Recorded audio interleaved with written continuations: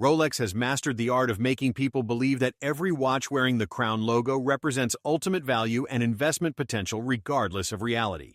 The truth that authorized dealers and brand fanboys don't want you hearing is that many Rolex models are seriously overpriced for what you actually receive in terms of watchmaking, materials, and real-world value retention.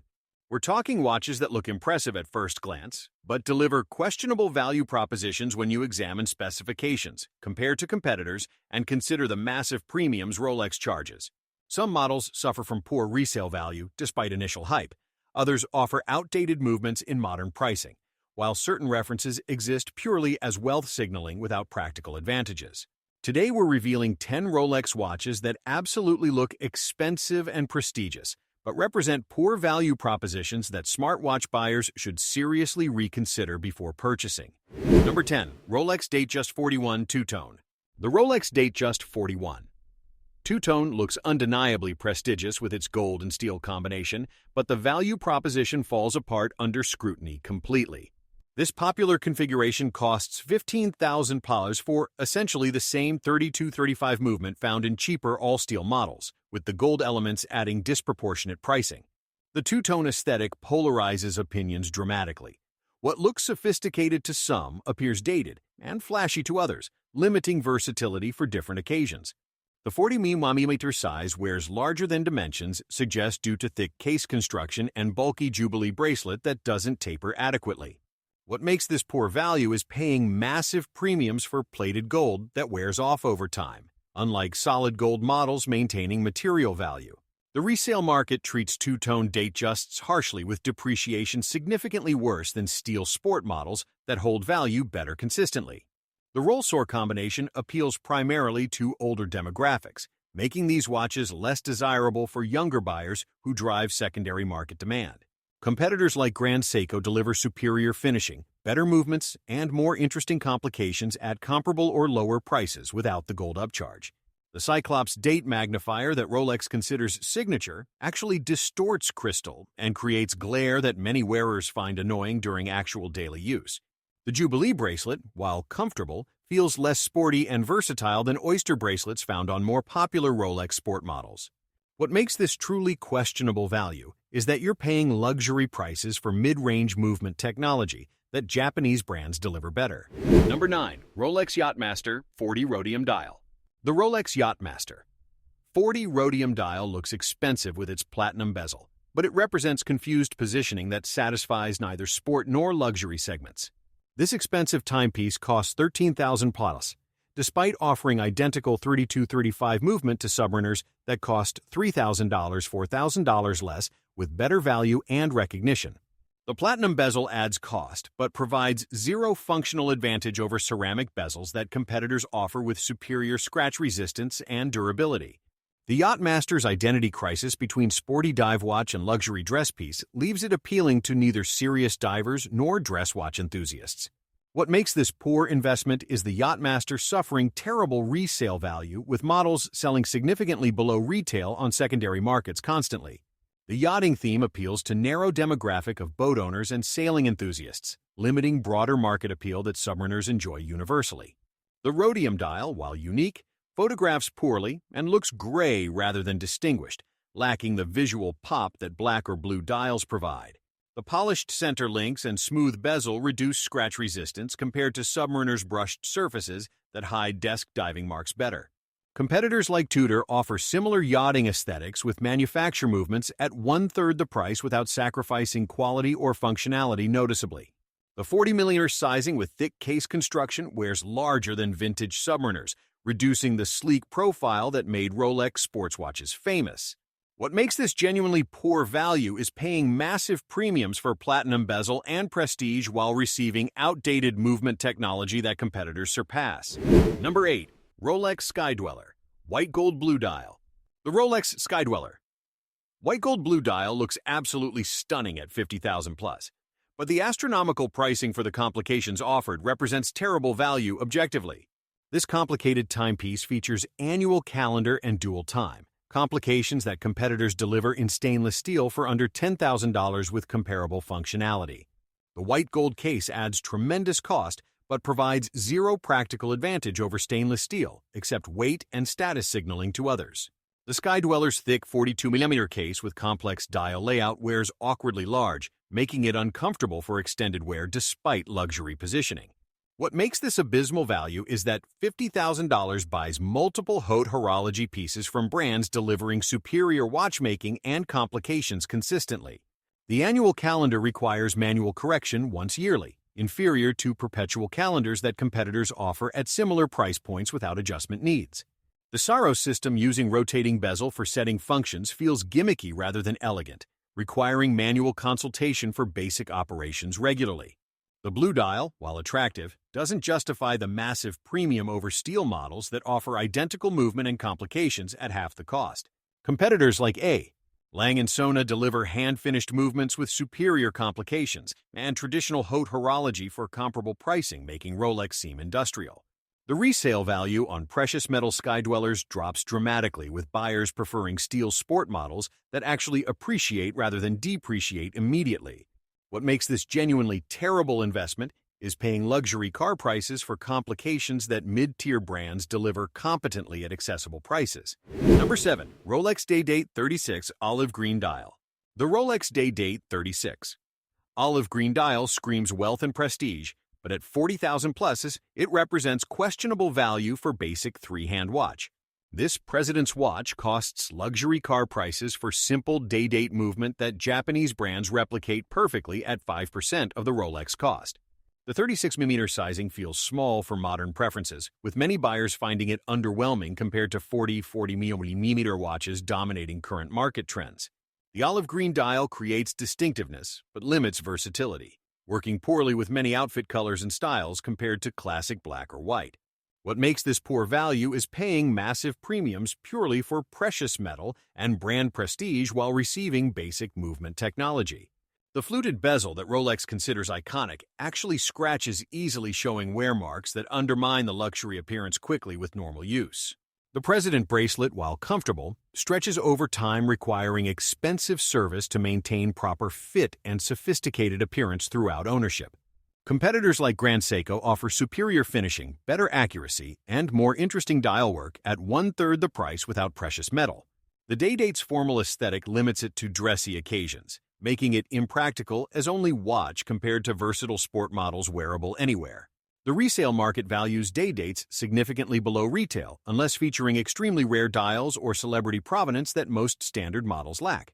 What makes this genuinely questionable is that you're essentially paying for gold weight and crown logo rather than horological excellence. Number 6. Rolex GMT-Master 2 Batgirl. The Rolex GMT-Master 2 Batgirl looks stunning with its blue and black bezel, but it represents poor value trapped in artificial scarcity game. This popular reference costs $10,000 retail, but trades at $15,000, $18,000 on gray market due to Rolex's manufactured scarcity, creating inflated secondary pricing. The Jubilee bracelet that distinguishes Batgirl from Batman feels less robust and sporty than Oyster bracelet that serious travelers and GMT users prefer. The 40mm case with thick construction and chunky lugs wears larger than vintage GMTs, reducing the refined proportions that made original references iconic. What makes this poor investment is paying massive gray market premiums for watch that will likely depreciate when Rolex eventually increases production. The 32-85 movement, while reliable, offers no meaningful advantage over competitors' GMT movements, costing significantly less with comparable performance and accuracy.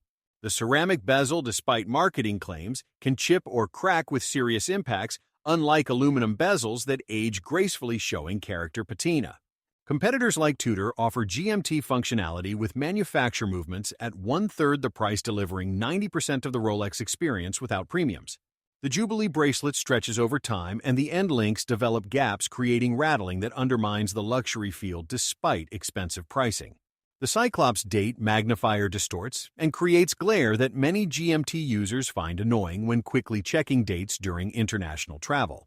What makes this genuinely terrible value is that you're paying inflated secondary market prices for artificial scarcity rather than genuine superiority. Number 5. Rolex Pearlmaster 39 Diamond-Paved. The Rolex Pearlmaster 39 Diamond-Paved looks like absolute wealth with full pave diamonds, but at 80,000 plus it represents jewelry rather than horology. This ostentatious timepiece prioritizes appearance over watchmaking with basic movement housed in expensive case covered in diamonds, adding no functional value. The diamond setting adds tremendous cost, but provides zero practical advantage while making the watch fragile and unsuitable for normal daily activities. The Pearlmaster's thick case with rounded edges wears awkwardly large despite 39mm diameter, creating uncomfortable proportions that catch on clothing constantly. What makes this abysmal value is paying luxury supercar prices for basic movement technology that $500 watches replicate perfectly with identical accuracy. The Diamond-Paved loses individual stones over time, requiring expensive maintenance and replacement that adds thousands to lifetime ownership costs regularly. The extremely formal aesthetic limits wearing occasions to evening events and formal settings, making it impractical as anything except occasional jewelry piece. Competitors in haute joaillerie deliver superior gem setting quality and more interesting watch complications for comparable pricing, making Rolex seem generic. The resale value on Diamond Pearlmasters drops catastrophically, with buyers preferring standard models where value lies in movement rather than stone setting. The watch appeals primarily to wealth signaling rather than watch enthusiasm, making it uninteresting for collectors who appreciate horological merit and craftsmanship. What makes this genuinely terrible investment is that you're buying depreciating jewelry asset rather than watch with any meaningful value retention. Number 4. Rolex Yacht-Master 2 Regatta Chronograph. The Rolex Yacht-Master Benamur Tri. Regatta Chronograph looks impressively complicated at 20,000 plus, but it represents niche functionality that 99% of buyers never use. This specialized timepiece features Regatta countdown complication for sailing race starts, functionality completely useless for non-sailors who buy it purely for appearance. The massive 44mm case wears huge and uncomfortable for anyone not accustomed to oversized watches, overwhelming smaller wrists and catching constantly on sleeves. The ring command bezel feels gimmicky rather than elegant, requiring rotating bezel to switch functions, creating confusion that frustrates rather than impresses users. What makes this terrible value is paying massive premiums for specialized complication that most owners never learn to use properly throughout ownership. The Yacht-Master Seku's polarizing aesthetics with oversized subdials and complex layout appeals to narrow demographic while alienating traditional chronograph enthusiasts completely. The resale values on Yacht-Master Sekus drop significantly below retail, with models sitting unsold while simpler Daytonas command premiums consistently throughout markets. Competitors deliver traditional chronographs with better movements, superior finishing, and more versatile aesthetics at fractions of the Yacht-Master 2's inflated pricing. The thick case construction and heavy weight make this watch uncomfortable for extended wear, despite marketing suggesting it's suitable for yachting activities. The Regatta complication adds complexity without corresponding increase in reliability, creating more potential failure points requiring expensive service maintaining throughout years. What makes this genuinely poor investment is buying ultra-specialized watch for function you'll never use while paying luxury premiums purely for crown logo. Number 3. Rolex Milgauss Z Blue. The Rolex Milgauss Z Blue looks distinctive with its electric blue dial and orange lightning bolt hand, but it represents poor value for outdated concept. This quirky timepiece costs $9,000 for anti-magnetic protection that modern technology and everyday life rarely require anymore for practical watch wearing. The 40mm case with smooth bezel and green-tinted sapphire crystal creates unique aesthetic that many find gimmicky rather than sophisticated for versatile wearing. The Milgauss's scientific instrument heritage appeals to narrow demographic while mainstream buyers prefer traditional sport watches with broader market recognition and appeal. What makes this questionable value is paying Rolex premiums for anti-magnetic technology that $500 watches now incorporate as standard feature without fanfare. The 3131 movement lacks chronometer certification that all other modern Rolex models include, making it technically inferior despite comparable pricing throughout lineup. The lightning bolt seconds hand and orange accents photograph well but create polarizing aesthetics that limit versatility for formal occasions requiring restrained design. Competitors deliver anti-magnetic protection in watches costing fractions of Milgauss pricing without sacrificing finishing quality or movement performance noticeably throughout ownership. The green sapphire crystal creates color cast that some find appealing while others consider distracting, particularly in different lighting conditions changing appearance. The resale market treats Milgauss models harshly with significant depreciation from retail pricing, as buyers prefer mainstream sport models instead consistently. What makes this poor investment is buying discontinued model that Rolex may not support long-term for service and parts availability. Number 2. Rolex Datejust 36 Diamond Bezel Wimbledon Dial. The Rolex Datejust 36 Diamond Bezel Wimbledon Dial looks sophisticated with its unique dial and diamond bezel, but at $15,000 plus it represents questionable value. This dressy configuration adds diamond bezel cost but provides zero functional advantage while making the watch feel feminine and less versatile for male wearers. The 36mm sizing feels undersized for modern preferences, with many buyers finding it small and underwhelming compared to contemporary 40-40mm watches dominating markets. The Wimbledon dial with Roman and Arabic numerals creates busy appearance that photographs poorly and lacks the clean elegance that classic Datejust dials deliver. What makes this poor value is paying massive premiums for diamond setting that many consider gaudy rather than sophisticated for professional environments. The diamond bezel loses stones over time, requiring expensive replacement and maintenance that adds thousands to lifetime ownership costs beyond initial purchase. The two-tone case with diamond bezel creates extremely formal aesthetic, limiting wearing occasions to dressy events rather than everyday versatility that justifies luxury investment. Competitors like Cartier deliver superior jewelry watch aesthetics with better proportions and more interesting complications at comparable pricing, making Rolex seem generic. The resale values on diamond bezel Datejusts drop significantly from retail, with buyers preferring cleaner bezels that age better and maintain broader appeal. The Wimbledon dial's unique numerals appeal to narrow demographic while alienating traditional Datejust buyers who prefer classic stick or Roman numeral layouts exclusively.